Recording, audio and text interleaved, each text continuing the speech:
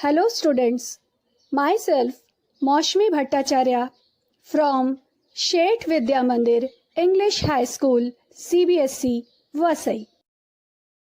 आज मैं आपको कक्षा 8 वसंत का पाठ 12 सुदामा चरित समझाने जा रही हूँ। पाठ का प्रारंभ हम कवि परिचय से करते हैं।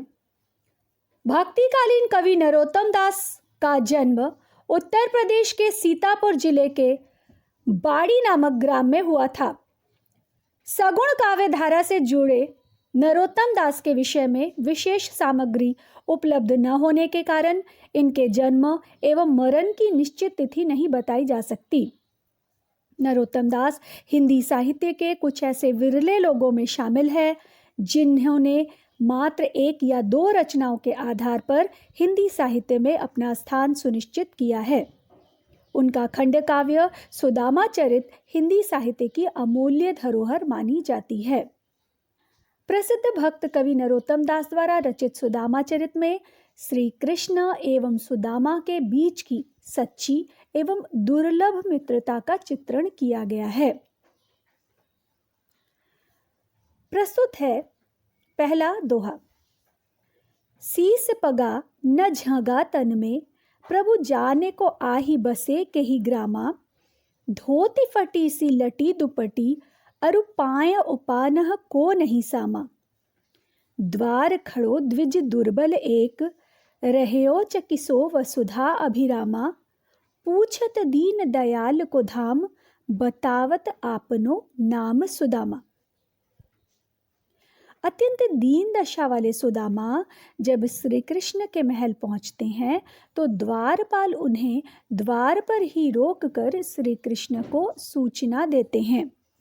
वह श्री कृष्ण से कहते हैं कि सीस पगा न झगा तन में, अर्थात ना ही सिर पर पगड़ी है और ना ही तन पर वस्त्र है। प्रभु जाने को आही बसे के ही ग्रामा, पता नहीं वह व्यक्ति कौन से गांव से आया है।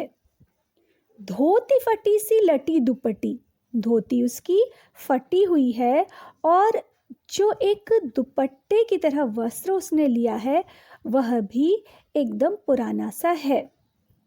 अरुपाय उपानह को नहीं सामा, पैरों में उसके जूते भी नहीं हैं। द्वार खड़ो द्विज दुर्बल एक, द्वार पर एक दुर्बल ब्राह्मण खड़ा हुआ है। रहयो चकिसो वसुधा अभिरामा, जो चारों तरफ इधर उधर देख रहा है और आपका नाम पूछ रहा है कि आप किधर हैं, और अपना स्वयं का नाम वह सुदामा बता रहा है। दूसरा दोहा है। ऐसे बेहाल बिवाइन सो, पग कंटक जाल लगे पुनि जोए। हाय महादुख पायो सखा तुम, आए इतै न कितै दिन खोए। देखी सुदामा की दीन दशा, करुणा करी के करुणा निधि रोए। पानी परात को हाथ छुयो नहीं, नैनन के जल सो पग धोए। सुदामा का नाम सुनते ही श्री कृष्ण व्याकुल और भावुक होकर सुदामा से मिलते हैं। सुदामा के पांवों में चुभे कांटे एवं फटी बीवाइयां देखकर श्री कृष्ण रो पड़ते हैं। वह सुदामा से पूछते हैं कि तुम्हारी ऐसी दुर्दशा हो गई है, तुम इतने दिनों तक क्यों नहीं आए मेरे पास? तुम इतने दिनों तक क्यों इतना दुख झेलते रहे? तुम्हें तो पहले ही मेरे पास आ जाना चाहिए था। उनकी इस दशा को देखकर श्री कृष्ण रो पड़ते हैं।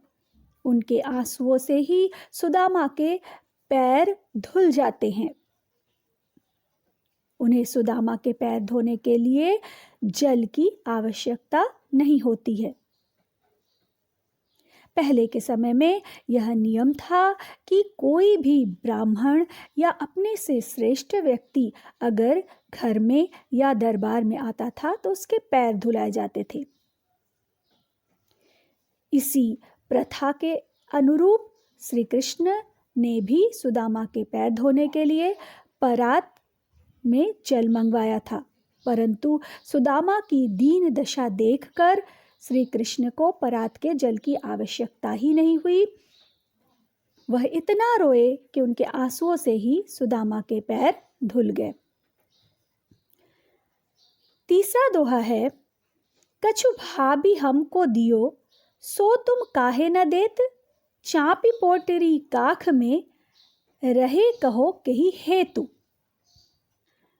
अब श्री कृष्ण सुदामा से पूछते हैं कि तुमने जो अपने बगल में पोटली दबा कर रखी है, मुझे लगता है कि भाभी ने मेरे लिए उसमें कुछ दिया है जो तुम मुझे नहीं देना चाहते हो और उस पोटली को छुपा कर रख रहे हो।